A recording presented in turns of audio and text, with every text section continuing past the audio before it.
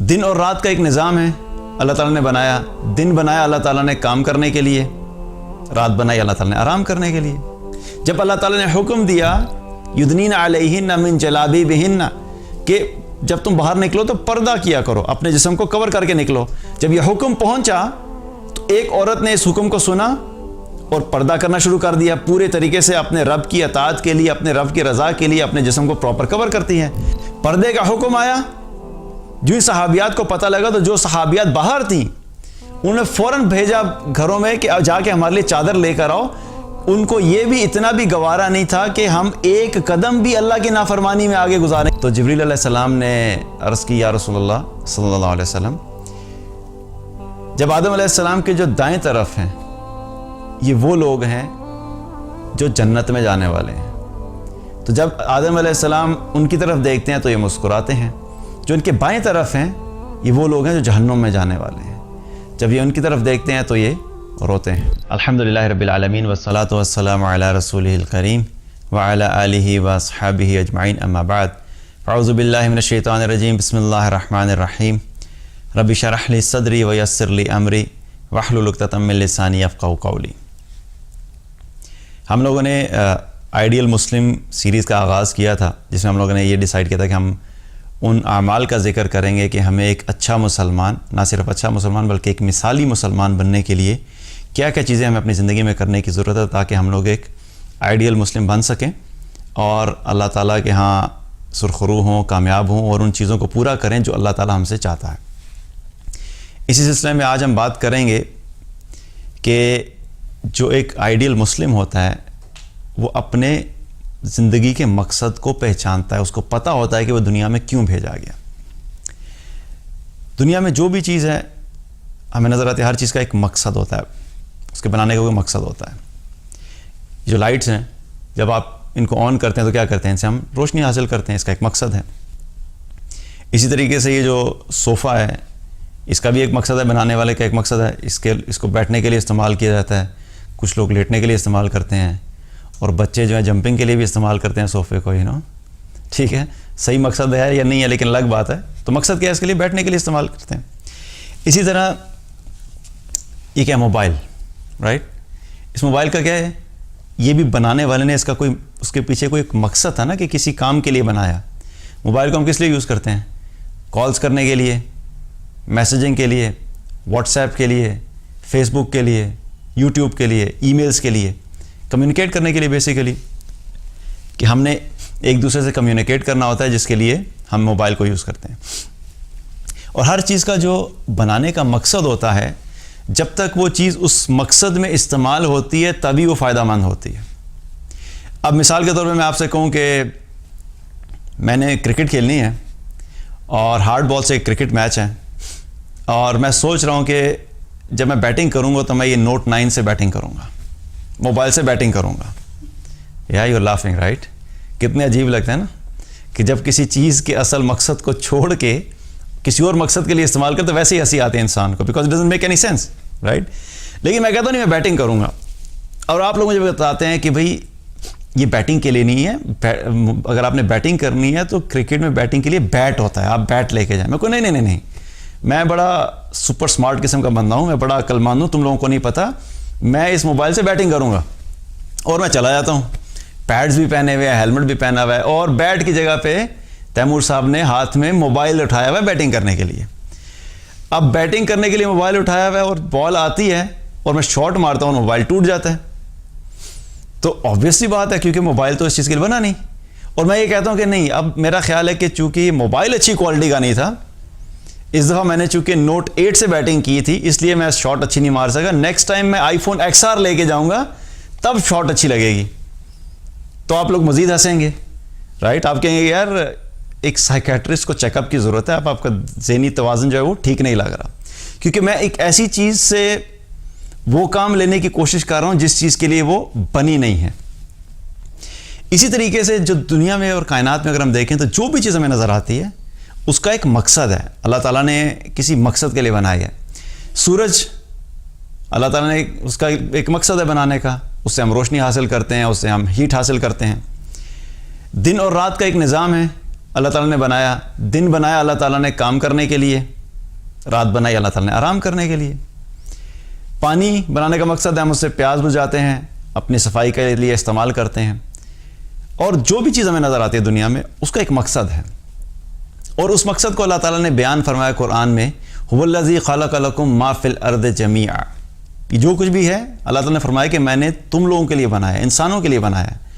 پانی انسانوں کے لیے بنایا کہ انسان فائدہ حاصل کرے، روشنی سورج اللہ تعالیٰ نے انسانوں کے لیے بنایا کہ انسان اس سے روشنی حاصل کرے، ہیٹ حاصل کرے، پھل بنائے، سبزیاں بنائیں، جانور دیے، جانوروں سے فائدہ حاصل کریں، اس کا گوشت ہم لوگ استعمال کرتے ہیں، اس کو سواری کے لیے لوگ استعمال کرتے ہیں، اس کی کھال کو استعمال کیا جاتا ہے۔ تو ہر چیز کا ایک مقصد ہے۔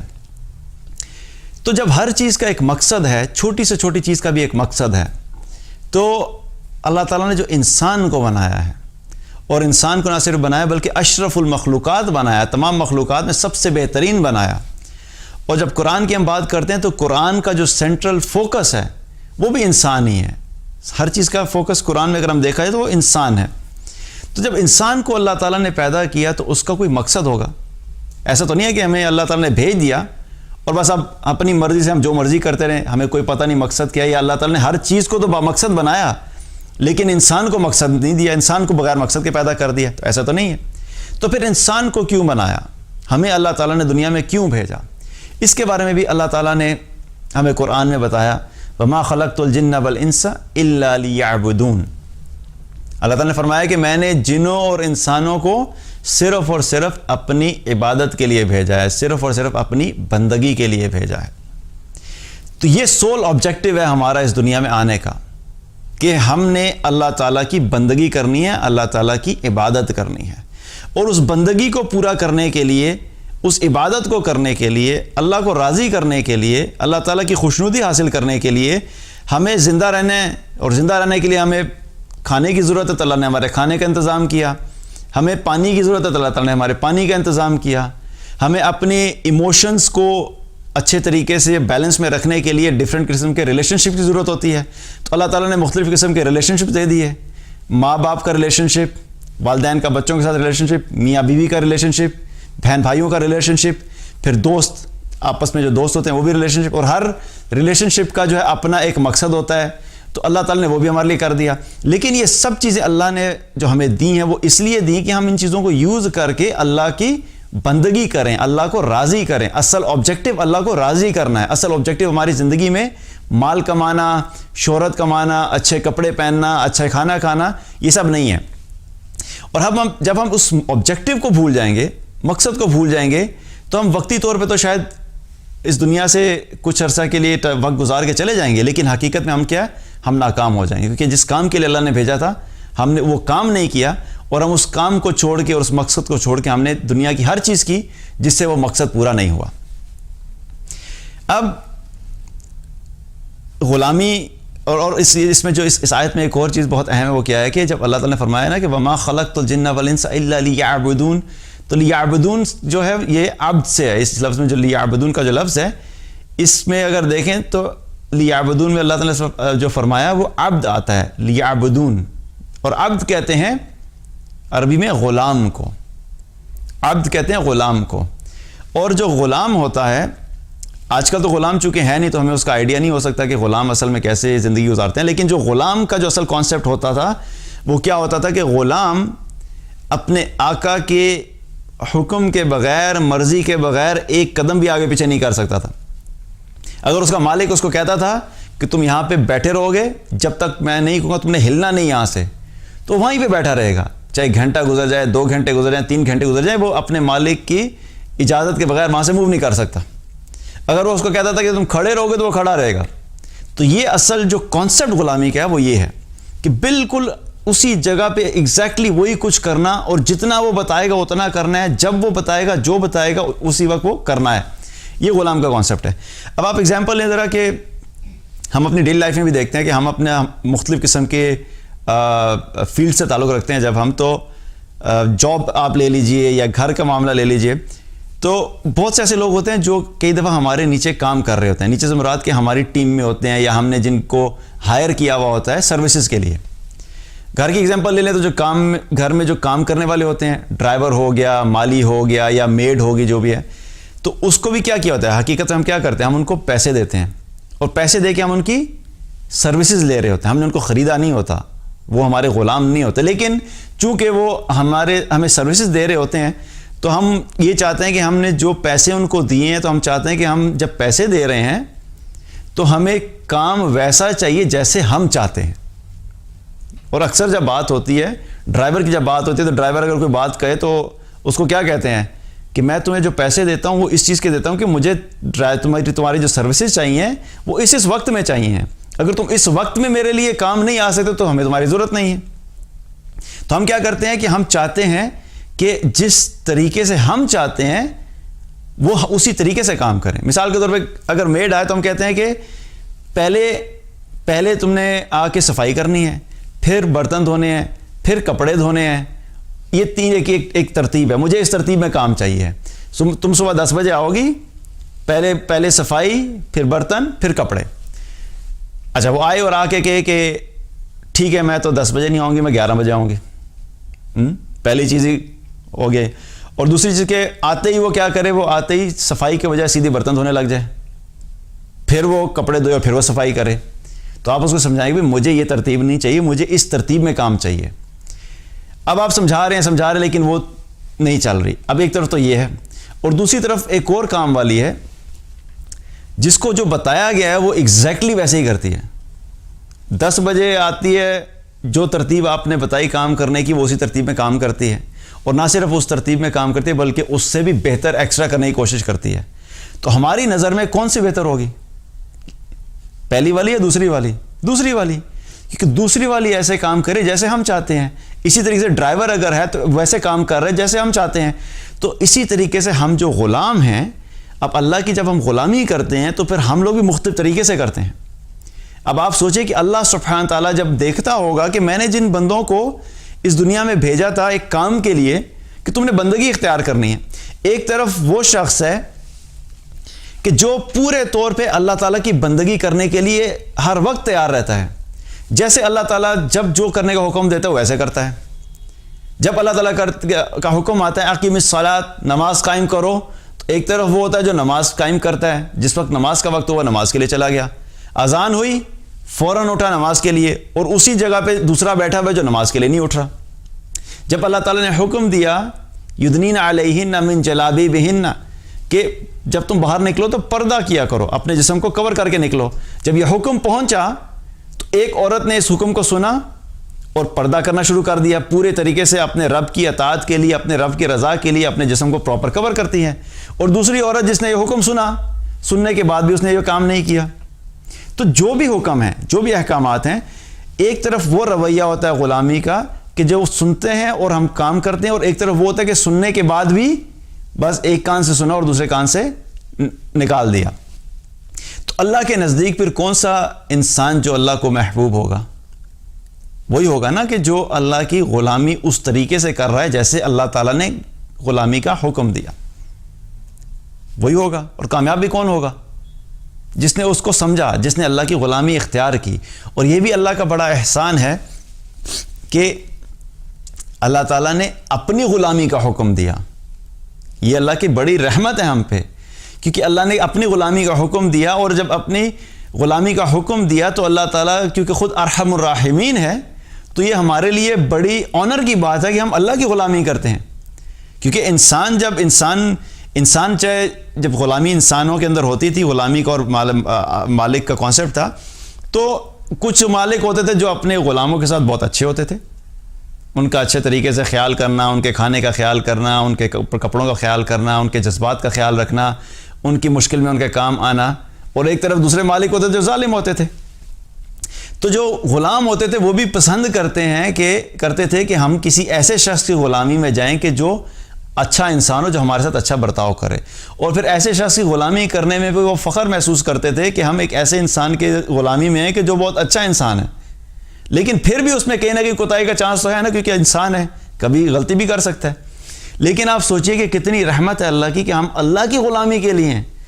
اور اللہ سبحانہ تعالیٰ جو ہے وہ کسی کے ساتھ ظلم نہیں کرتا. اللہ سبحانہ تعالیٰ جب اپنا تعارف کرواتا ہے تو کہتا ہے الرحمن الرحیم. تو ایسی ذات کی غلامی کرنے میں تو حقیقت میں ہمیں کیا فخر محسوس ہونا چاہیے. نہ صرف فخر محسوس ہونا چاہیے بلکہ ہمیں پوری کوشش کرنی چاہیے کہ ہم ایسی ذات کی غلامی کریں, کیونکہ الٹیمیٹلی ہم نے واپس اسی کے پاس جانا ہے. اب یہ جو غلامی ہے یہ اصل میں کیا ہے, ایک ایٹیچیوڈ ہے. یہ جو ہم نے بات کی نا کہ کچھ لوگ جو بات مانتے ہیں اور کچھ بات نہیں مانتے, یہ کیا ہوتا ہے, ایک مختلف ایٹیچیوڈز ہوتے ہیں, مختلف رویے ہوتے ہیں.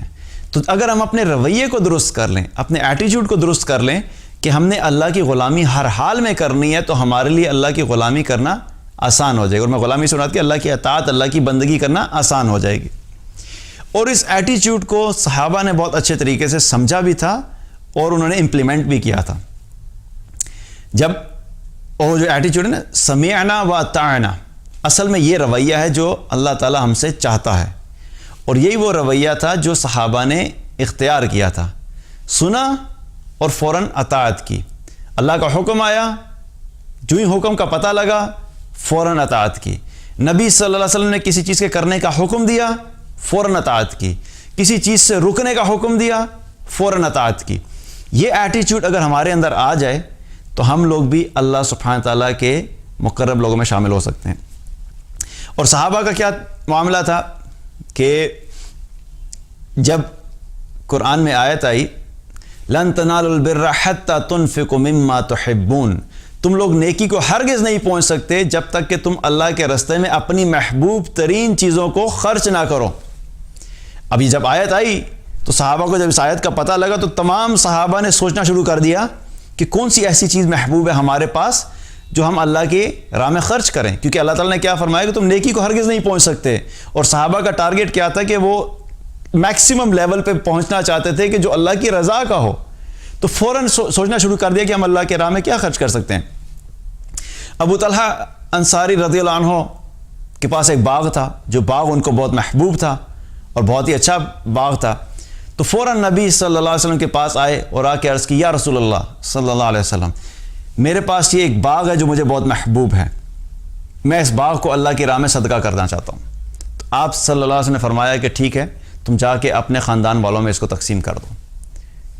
چھوٹی بات ہے, باغ, لینڈ. آج ہمارے یہاں کیا ہوتا ہے, پلاٹ ہوتا ہے نا, پلاٹ بنانے کے لیے پوری زندگی جو ہے وہ لگا دیتے ہیں. اور اگر سوچے کہ اگر یہ آیت ہم لوگ اس وقت موجود ہوتے یا ہم تک جب یہ آیت پہنچی تو ہم نے کیا سوچا کہ ہم نے کیا اللہ کی راہ میں خرچ کرنا ہے. اسی طریقے سے عمر رضی اللہ عنہ کو جب پتہ لگا فوراً وہ بھی پہنچے نبی صلی اللہ علیہ وسلم کے پاس اور پہنچ کے عرض کی, یا رسول اللہ صلی اللہ علیہ وسلم, میرے پاس خیبر کی ایک زمین ہے جو مجھے بڑی محبوب ہے, میں چاہتا ہوں میں وہ اللہ کے راہ میں خرچ کروں. تو آپ صلی اللہ علیہ وسلم نے کیا فرمایا کہ عمر, اس زمین کو مت دو, لیکن اس کے اوپر جو بھی زراعت ہیں, جو بھی پھل وغیرہ ہیں, وہ اللہ کی راہ میں دے دو, تم اللہ کی راہ میں خرچ کر دو. تو فوراً وہ کیا ہو گیا, عمر رضی اللہ عنہ بھی پہنچے اس آیت کے اوپر عمل کرنے کے لیے. اسی طریقے سے جب شراب کی حرمت کا حکم آیا کہ شراب جو ہے وہ آج کے بعد حرام کر دے, کیونکہ شراب جو تھی وہ ایک دم حرام نہیں ہوئی تھی. پہلے اللہ تعالیٰ نے اس کے نقصانات کا ذکر کیا, سٹیپ بائی سٹیپ جو ہے اس کی حرمت تک پہنچے. پہلے اس کے نقصانات کا ذکر کیا اور پھر آہستہ آہستہ کیا ہوا کہ ایک وقت آیا کہ جب اس کو کلی طور پہ حرام کر دیا گیا کہ اب آج کے بعد جو ہے شراب نہیں پی جا سکتی. تو جب شراب کی حرمت کا حکم آیا اور صحابہ کے پاس ایک صحابی گئے اور انہوں نے جا کے تمام صحابہ کو بتانا شروع کیا, تو ایک صحابی کے گھر پہ پہنچے تو وہاں پر اس وقت بیٹھے لوگ شراب پی رہے تھے. جو ہی پتہ لگا کہ اب آج کے بعد شراب حرام ہو گئی ہے تو ان لوگوں کے ہاتھوں میں بھی جو شراب تھی انہوں نے اس کو بھی پسند نہیں کیا کہ اس کو اندر لے کے جائے, وہیں پہ پھینک دیا. اور جو شراب کے مٹکے وہاں پہ پڑے تھے, جو فریش لاٹ آئی تھی شراب کی, ان صحابی نے کہا کہ اس کو بہا دیا جائے, اور ان مٹکوں کو, ان میں جو شراب تھی اس شراب کو بہا دیا گیا اور مدینہ کی گلیاں شراب سے بھر گئیں. اور یہ ہمارے لیے کہنا کتنا آسان ہے, یہ اس سے پوچھئے جس شخص کو شراب کی ایڈکشن ہوتی ہے, اس سے جا کے پوچھے کہ اتنی شراب کو ضائع کرنا یا پھینکنا کتنا مشکل ہوتا ہے. یہ جو شرابی ہوتے ہیں نا, جن کو عادت پڑ جائے, جو ایڈکٹڈ ہوتے ہیں, ان کے لیے تو ایک ایک گھونٹ بڑا قیمتی ہوتا ہے. اور آپ سوچیں کہ بہت سے لوگ پینے کے عادی تھے, اس کے بعد کیا کہ اس کے بعد تمام لوگوں نے شراب کو انڈیل دیا اور باہر پھینک دیا. یہ کیا تھا, سمعنا و اطعنا, جو ہی سنا فوراً اطاعت کی. پردے کا حکم آیا, جو ہی صحابیات کو پتہ لگا تو جو صحابیات باہر تھیں انہوں نے فوراً بھیجا گھروں میں کہ جا کے ہمارے لیے چادر لے کر آؤ. ان کو یہ بھی اتنا بھی گوارا نہیں تھا کہ ہم ایک قدم بھی اللہ کی نافرمانی میں آگے گزاریں، کیونکہ ہمیں پتہ لگ گیا کہ پردے کا حکم آ گیا ہے، تو ہم ایسے نہیں چاہتی کہ ہم ایک قدم بھی ایسا چلیں کہ جو اللہ کی نافرمانی کا ہو۔ گھروں سے چادریں منگوائیں اور اپنے جسموں کو کور کیا۔ آج ہم لوگ سوچیں کہ ہمارے اندر یہ رویہ ہے کہ نہیں ہے۔ یہی وہ رویہ تھا جو صحابہ کو اس مقام پہ لے کے گیا جس مقام پہ پھر اللہ تعالیٰ نے فرمایا رضی اللہ عنہم ورضوا عنہ، اللہ ان سے راضی ہو گیا اور وہ اللہ سے راضی ہو گئے۔ کیونکہ صرف یہ کہہ دینا کہ ہاں ہم مسلمان ہیں، صرف یہ کہہ دینا کہ ہاں اللہ ہمارا رب ہے، صرف یہ کہہ دینا کہ لا الہ الا اللہ محمد الرسول اللہ، یہ کہہ دینا بہت آسان ہے، لیکن اصل چیز کیا ہے کہ جب اس کلمے کے مطابق زندگی کو گزارنا ہے پھر پتہ لگتا ہے کہ واقعی کون حقیقت میں مسلمان ہے اور کون صرف زبان سے مسلمان ہے۔ اور اللہ کے ہاں مقام صرف زبان سے کہنے سے نہیں ملے گا، اللہ کے ہاں مقام عمل سے ملے گا، اطاعت سے ملے گا، قربانی سے ملے گا۔ یہ چیزیں اگر ہماری زندگی میں نہیں ہیں تو ہم اس مقام کو نہیں پہنچ سکتے، اور یہ مقصد جب تک ہم نہیں پہچانیں گے ہم کیوں آئے ہیں تو ہم اس ڈائریکشن میں بھی نہیں چل سکتے کہ ہم اس کو اچیو کریں۔ کیونکہ آپ کو آبجیکٹو کا ہی نہیں پتہ اپنی زندگی کا، تو اچیو کیسے کریں گے؟ اچیومنٹ تو اس وقت ہوتی ہے جب آپ کو آبجیکٹو کا پتہ ہوتا ہے، ٹارگیٹ اچیو تو اس وقت ہوگا نا جب آپ کو ٹارگیٹ کا پتہ ہوگا۔ آپ منزل پہ تو اس وقت پہنچیں گے نا، اور سفر اس وقت شروع ہوگا جب آپ کو منزل کا پتہ ہوگا آپ نے کدھر جانا ہے۔ جب آپ کو مقصد زندگی ہی نہیں پتہ کہ میں آیا کیوں ہوں، تو پھر ایک جانور والی زندگی انسان گزارتا ہے، اور اکثریت انسانوں کی وہ جانور والی زندگی گزار رہی ہے۔ ایک جانور کیسے زندگی گزارتا ہے؟ صبح اٹھتا ہے، چرتا ہے، چرنے کے بعد اپنی خواہش پوری کی، خواہش پوری کرنے کے بعد پھر چرا، پھر چرنے کے بعد پھر سو گیا، پھر سو کے اٹھا، پھر کھانا کھایا، پھر خواہش پوری کی، پھر سو گیا۔ تو یہ کسی زندگی؟ جانور کی زندگی ہے۔ تو جو انسان اور بالخصوص جو مسلمان، وہ بھی یہی اپنی روٹین رکھی ہوئی ہے کہ صبح اٹھنے کے بعد ناشتہ کیا، ناشتہ کرنے کے بعد دوستوں کے پاس چلے گئے، کہیں پہ پارٹی کی، کہیں پہ گئے کہ جا کے اپنی خواہشات پوری کی، واپس آ کے سو گئے، سونے کے بعد پھر اٹھے، پھر وہی کام کرتے رہے۔ تو پوری روٹین اگر یہی چل رہی ہے تو پھر ایک جانور میں اور ایک انسان میں کیا فرق رہ گیا؟ تو ہمیں اللہ تعالیٰ نے کس لیے بھیجا ہے کہ ہم نے اللہ کی بندگی کرنی ہے، یہ ہمارا مقصد زندگی ہے۔ اور اسی اعتبار سے پھر آخرت میں فیصلے بھی ہوں گے۔ ابھی آج جس طریقے سے دنیا میں مختلف کیٹیگریز ہیں نا لوگوں کی، اس اطاعت کے اعتبار سے، بندگی کے اعتبار سے لوگ مختلف کیٹیگریز میں ہیں۔ ایک وہ لوگ ہیں جو بالکل ہی اللہ کا انکار کیا ہوا ہے اور اللہ کو مانتے ہی نہیں، ایک وہ کیٹیگری ہے۔ ایک وہ کیٹیگری ہے جو مانتے تو ہیں لیکن عمل نہیں کرتے، یہ بھی اسی کیٹیگری کے قریب ہی ہیں کیونکہ یہ عمل ہی نہیں کرتے۔ اللہ کو صرف مان لینا اور کوئی بات نہ ماننا، رب کو ماننا اور رب کی نہ ماننا، تو یہ تو کوئی زندگی نہیں ہے۔ اور پھر ایک کیٹیگری وہ ہے جو اللہ تعالیٰ کی اطاعت کرنے والے ہیں لیکن کبھی ہو جاتی ہے، کہیں کی غلطی بھی ہو جاتی ہے۔ اور پھر ایک کیٹیگری وہ ہے جو واقعی بڑے جو ہیں وہ مانتے بھی ہیں اور اس پہ قائم بھی رہتے ہیں اور اللہ کے دین کے لیے اور اللہ کی اطاعت میں آگے سے آگے بڑھنے کی کوشش کرتے ہیں۔ تو اسی طریقے سے اللہ تعالیٰ نے قرآن میں ذکر کیا کہ آخرت میں بھی لوگ تین طرح کی کیٹیگریز میں جو ہے وہ تبدیل ہوں گے، تین طرح کی کیٹیگریز میں تقسیم ہو جائیں گے۔ سورہ واقعہ میں اللہ تعالیٰ نے فرمایا وَكُنْتُمْ أَزْوَاجًا ثَلَاثًا، قیامت والے دن آخرت میں تم لوگ تین گروہوں میں تقسیم ہو جاؤ گے۔ فَأَصْحَابُ الْمَيْمَنَةِ مَا أَصْحَابُ الْمَيْمَنَةِ، پہلی کیٹیگری دائیں ہاتھ والے۔ دوسری کیٹیگری وَأَصْحَابُ الْمَشْأَمَةِ مَا أَصْحَابُ الْمَشْأَمَةِ، بائیں ہاتھ والے۔ تیسری کیٹیگری وَالسَّابِقُونَ السَّابِقُونَ اولئک المقربون، سبقت لے جانے والے، آگے بڑھنے والے، اور ان کے بارے میں اللہ تعالیٰ نے کیا فرمایا کہ یہی ہیں جو مقرب لوگ ہوں گے۔ دائیں ہاتھ والے یہ بھی کامیاب ہیں، ان کے بارے میں بھی اللہ تعالیٰ نے ان کو بھی جنت کا وعدہ ہے۔ اطاعت کرنے والے ہیں، اللہ کی فرما برداری کرنے والے ہیں، لیکن یہ اب آگے نہیں ہیں، سابقون الاولون میں سے نہیں ہیں۔ اطاعت کرتے ہیں، پوری کرتے ہیں، لیکن آگے نہیں ہیں۔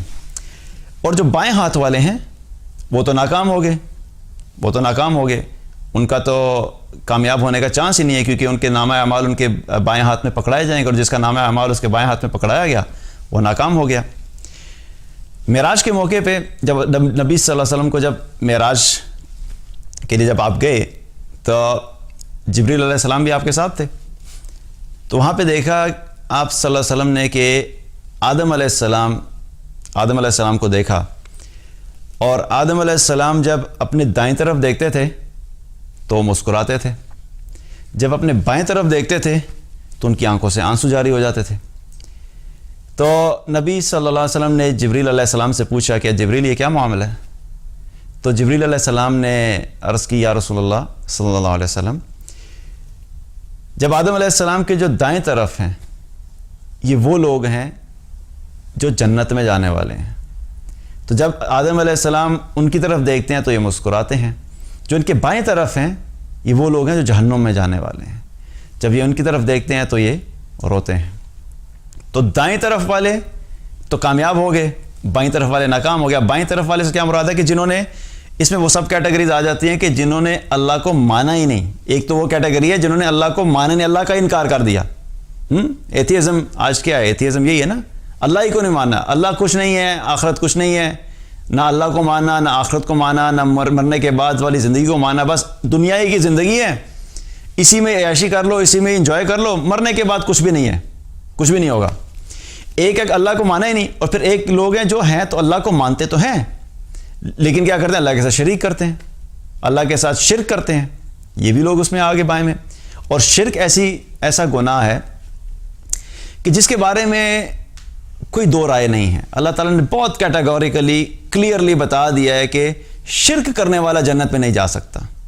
من یشرک باللہ فقد حرم اللہ علیہ الجنہ، جس نے اللہ تعالیٰ کے ساتھ شرک کیا اس کے لیے اللہ تعالیٰ نے جنت کو حرام کر دیا ہے۔